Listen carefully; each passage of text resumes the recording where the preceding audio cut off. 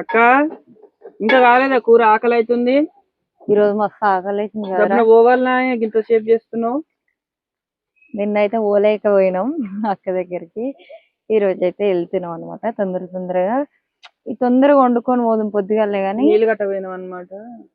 నీళ్ళు కట్టడానికి పోయినాం, అందుకే పోలేకపోయినాం తొందరగా. ఇప్పుడైతే ఇగో కూర చేసుకొని కొంచెం అన్నం తిని తొందరగా వెళ్ళాలి ఇక.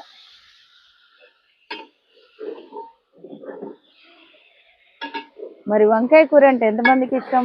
ఒళ్ళు నొప్పులు పెడుతుందని వంకాయని ఎక్కువ ఇష్టపడరు.